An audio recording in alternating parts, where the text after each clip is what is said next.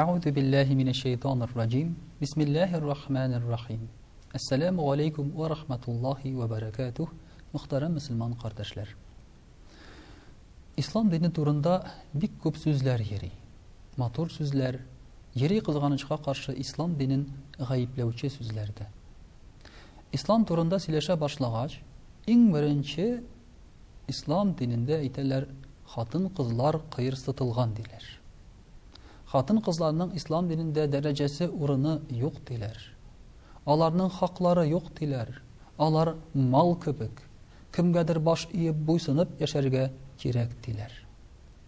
Менә бу фикер, бу сүз дөрес микән? Әгәр дә ислам диненә игътибар итсәк, һәм тарихка карасак, дөреслектә ислам диненнән гайры бер кая да хатын кызга моның кадәр дәрәҗә бирелмәгән. Мәсәлән, ислам dininde mesela hatın kızını Allah'ı Teala üzi yaklay. Ulana әйтә, син акча эшләргә тиеш түгел ди. Менә хәзер шушы хукукка нинди хатын кыз ия шарында. Алар бөтенесе тумыштан укыйлар, белем алалар, институтлар бетерәләр, тырыша-тырмаша ирләр белән бергә булсын дип эшләргә керәләр, шпаллар кагалар, машиналарда йөриләр, акча эшлим дип бала үстерәм дип. Аллаһ Теала әйтә, Сезне тәэмин итәргә тиеш. Сез идә утырырга тиеш ди Аллаһ Теала әйтә. Кая бу шундый дәрәҗә? Инде Аллаһ Теала әйтә хатын кызларга ирләрнең сүзен тыңларга. Әйе, бар андый нәрсә. Ләкин бу аларны кыерсытып, кимсетелеп әйтелмәгән. Анда әйтелә, ирләрнең сүзен тыңлагыз, хатын буларак.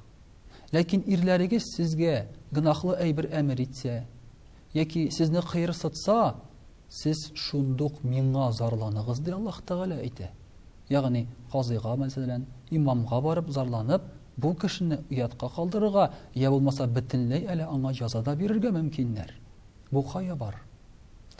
Мөхтәрәм кардәшләр, кай вакытта әйтәләр, хатын кызның яулык бәйләп йөрүе бу аны кыерсыта диләр.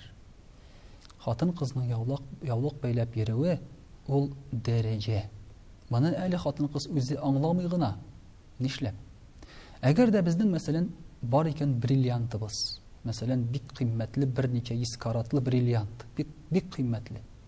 Без ул бриллиантны кая йөртәбез, кая куябыз? Капка төбенә чыгарып куябызмы? Я булмаса подъезд төбенә чыгарып куябызмы? Ишек төбенә куябызмы кеше күрсен дип? Юк. Без аны яшерәбез, иң яшерен, кеше күрә алмаган, карый алмаган урынга. Менә хатын кызның да матурлыгы, чәчләре, гәүрәтләре ул кыйммәт, матурлык.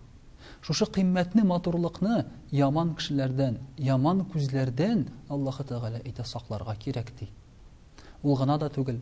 Шушы яулык кигән хатын кыз яулыгын сала бит ул бит аны гел бәйләп йөрми. Ләкин сала кем алдында?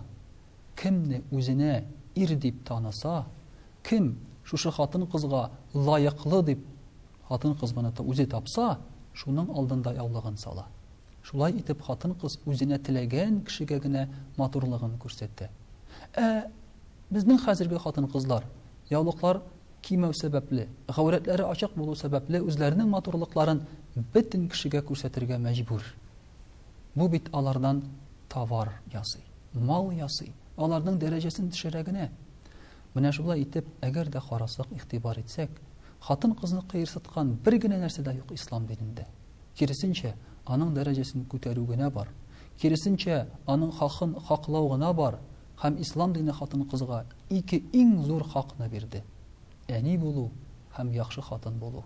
Кызганычка каршы хәзерге хатын кызлар мондый хаклардан, хукуклардан мәхрүм. Чөнки алар тиеш эшләргә, акча табырга, каядыр йөрергә, гаиләне алып барырга. Шуның өчен дә, мөхтәрәм кардәшләр, дөрес аңлап, дөрес бәя бирсәк, күзләребезне ачып карасак, шушындый матур нәтиҗәләргә килә алырбыз. Вассаламу алейкум ва рахматуллаһи ва баракатуһ.